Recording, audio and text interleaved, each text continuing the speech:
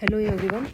Today we will discuss about SEO is significant for India, but its success will depend upon its ability to overcome the bilateral differences between its member.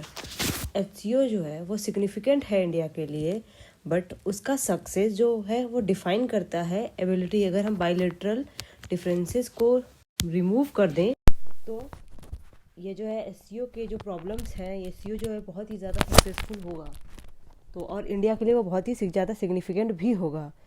तो देखिए, इसको ऐसे questions को हम ऐसे start कर सकते हैं. सबसे पहले डेफिनेशन की, एसईओ की डेफिनेशन क्या होती है. SEO is a Eurasian political economic security grouping formed in 2002 with the Shanghai Five as a precursor, and India and Pakistan has got its membership in 2017 after इस ऑब्जर्वर स्टेटस.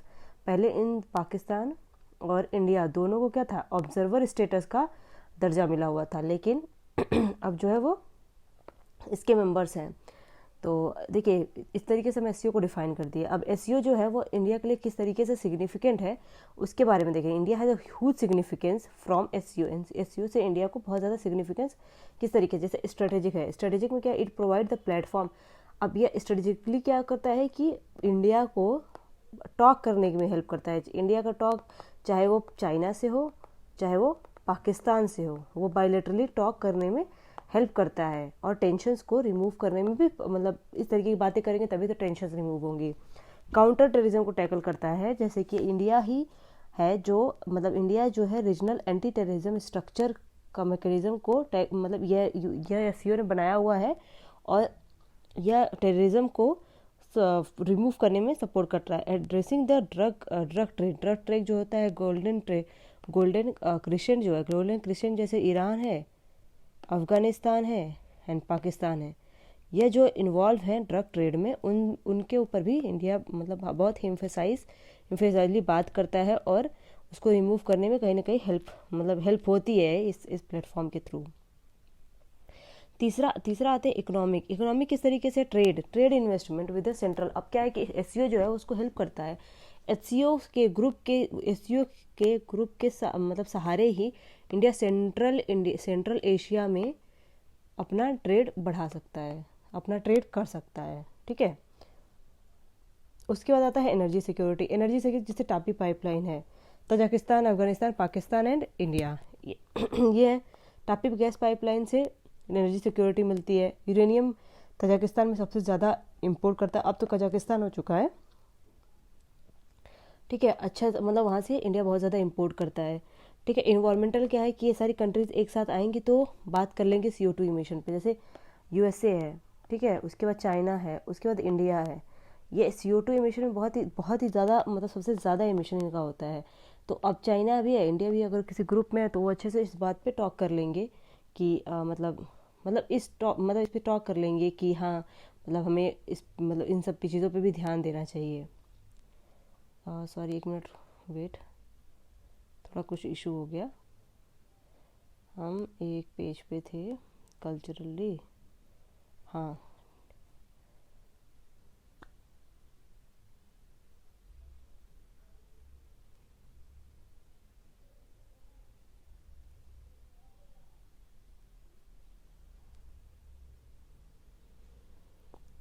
दो तीन.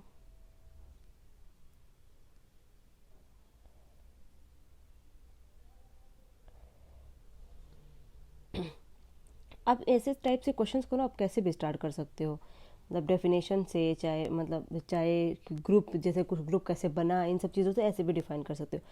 अब हमने environmental discuss कर लिया, फिर ये bilateral differences. अब बायलैटरल डिफरेंसेस भी है ना सीओ में, तो इसलिए तो सक्सेस नहीं हो पा रहा है. जैसे इंडिया और चाइना का है. चाइना इंडिया का क्या है कि स्टैंड ऑफ है, जो लद्दाख में है, और ये मतलब ये डोकलाम है, यहाँ सब चीज़ों में ही स्टैंड ऑफ रहता है. तो अब इंडिया और चाइना में इस तरीके के प्रॉब्लम्स चलती ही रहती हैं. ठीक है. अब इसके बाद इंडिया और पाकिस्तान में है कि टेररिज्म और अनसेटल्ड बाउंड्री, इनकी बाउंड्री का ही कोई डिस्कशन है. जैसे लोसी है, सर क्रीक है, सियाचिन है, यहाँ पे भी ये हमेशा फाइट करते रहते हैं इस बाउंड्री के लिए. फिर इंडिया और रसिया के बीच में है चाइनीज़ पॉलिसी, जैसे boxing India in South Asia और preventing India from emerging as. अब क्या है कि चाइना जो है वो रसिया के साथ मिल करके रसिया से अच्छे मतलब रिलेशन बना के इंडिया को बढ़ने ही नहीं दे रहा है।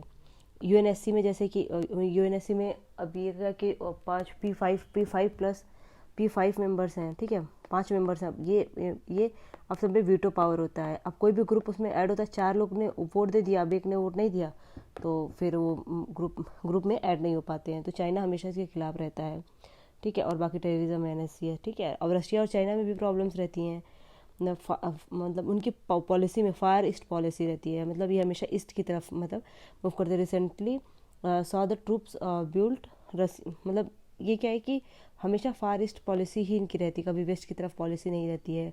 फिर China think tank central Asia in the backyard. अब चाइना रसिया सोचता है कि बैकयार्ड में वो काम करे, लेकिन जो चाइना जो है वो अपना चाइनीज इन्फ्लुएंस इंक्रीज कर रहा है। रसिया की पार्टनरशिप है चाइना के साथ, वो भी मतलब लॉन्ग टर्म पे पहले तो पार्टनरशिप थी, अब कॉम्पिटिटर बन चुके हैं इस तरीके से। वर्ल्ड का डिफरेंट व्यू क्या है अफगानिस्तान पे, क्या पाकिस्तान क्या करता है, उसको यूज टूल करता है। जैसे तालिबान को क्या कर रहा है, वो फाइनेंस कर रहा है। अब तालिबान को फाइनेंस करेगा तो अब प्रॉब्लम्स तो आएंगी ही ना। और चाइना स्लिप ओवर हो रहा है, मतलब चाइना उसके ऊपर पूरा मतलब अटैक करने की कोशिश कर रहा है। रशिया भी है कि हाँ अफगानिस्तान के ऊपर अटैक करना है तालिबान को, फिर इस तरीके से तालिबान रेडिकलाइज हो रहा है।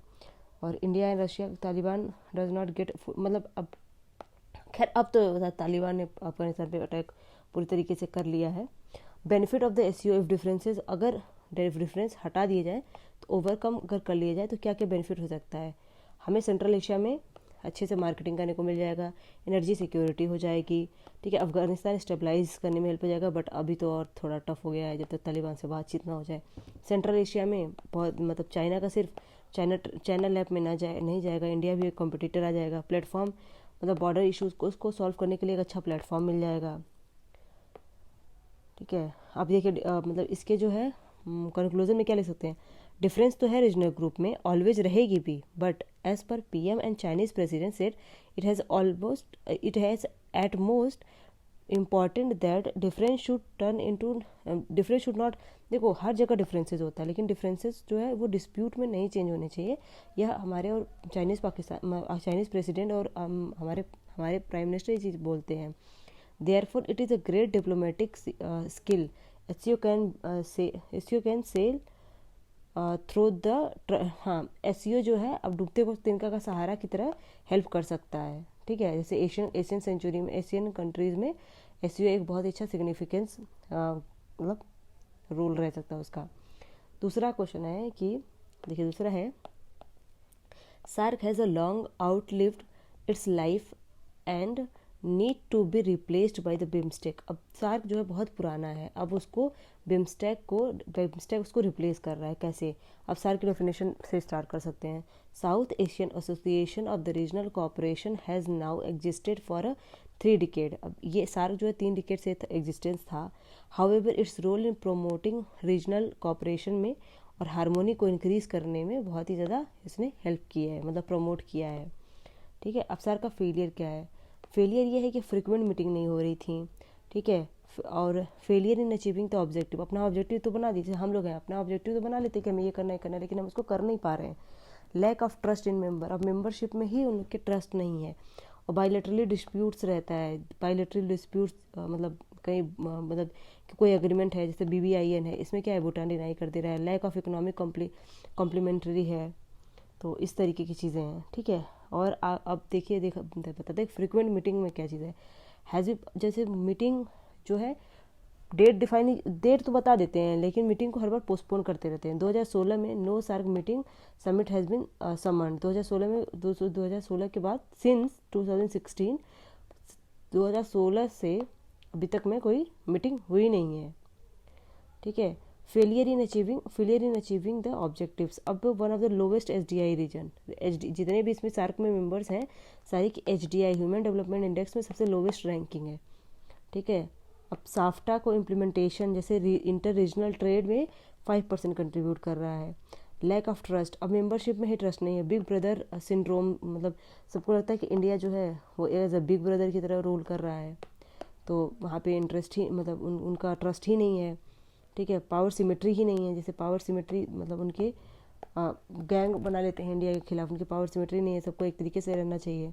तो frequent resources to the China card हटाई, जैसे नेपाल है और श्रीलंका, ये लोग क्या करते हैं, बार बार इंडिया को धमकी देते रहते हैं कि अगर आप हमें कोई प्रोजेक्ट नहीं दोगे, लोन नहीं दोगे, हम चाइना के पास चले जाएंगे, तो हर बार चाइना कार्ड खेलते रहते हैं। ठीक है, बायलैटरल डिस्प्यूट्स जैसे मतलब ये तो मैंने बता ही दिया इकोनॉमिक है।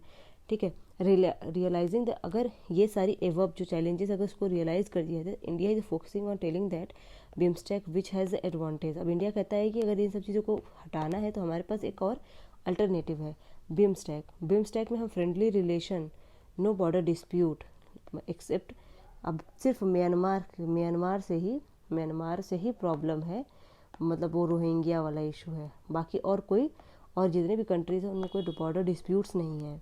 इस तरीके से ये हेल्पफुल हो सकता है। इकोनॉमिक कॉपरेशन है, रीजनल में 6% ट्रेड मतलब ऑल ओवर क्रॉस करता है, मतलब all over India, all over countries में रहता है, मतलब वर्ल्ड में।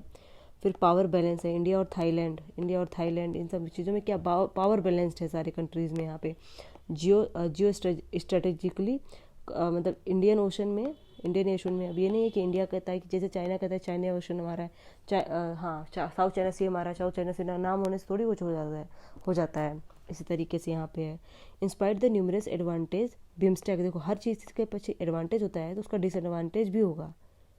डिसएडवांटेज है कांट रिप्लेस द सार्क, ठीक है, डिसएडवांटेज है, इसी वजह से यह सार्क को रिप्लेस नहीं कर सकता है। जैसे कल्चरल कनेक्ट नहीं हो पा रहा है, सॉफ्ट पावर शेयर कर रहे हैं, जैसे फिल्म इंडस्ट्री है, फूड है, स्पोर्टिंग। तो बिम्स्टेक के बहुत सारे डिसएडवांटेज हैं, उसमें सार्क का क्या एडवांटेज है, तो ये कल्चरल कनेक्ट है, शेयर सॉफ्ट पावर कैसे, फिल्म इंडस्ट्रीज़ है, अब हमारी इंडस्ट्रीज बहुत जगह मतलब फ्लरिश कर रही हैं, फूड है, स्पोर्टिंग पैशन है, शेयर्ड हेरिटेज, लैंग्वेज, टूरिज़्म, इस तरीके की चीज़ें शेयर हो रही हैं। ठीक है, अब जो है हम एक तरीके से एक जो है कंक्लूजन किस तरीके से लिख सकते हैं, SAARC has its own advantage, SAARC का अपना खुद का कोई एडवांटेज है।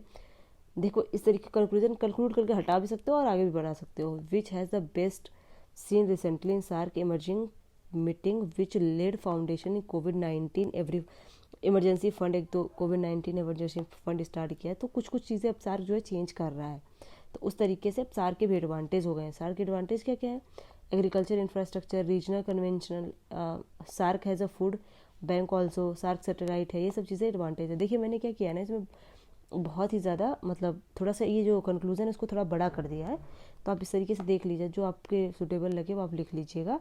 तो देखिए 2 क्वेश्चन है, अभी थोड़ा मैं कुछ क्वेश्चन डिस्कस नहीं कर पाई थी क्योंकि मैं कहीं गई हुई थी, आउट ऑफ स्टेशन थी, तो इसलिए मैं थोड़ा सा डिस्कशन नहीं कर पा रही थी। अभी मैं अब थोड़ा ट्राई करूँगी कि हर दूसरे तीसरे दिन करूँ, और मैं प्रीलिम्स मतलब एक बार मेरा मेंस फिर से पोस्टपोन हो गया, तो मेरे को प्रीलिम्स के लिए भी थोड़ा थोड़ा मैं पढ़ती रहूँगी, तो मैं आप लोग को भी पढ़ाऊँगी। प्लीज़ आप सारे मेरे लेक्चर्स को प्लीज़ शेयर कीजिए, लेक्चर्स को प्लीज़ से share, like and subscribe, please please please.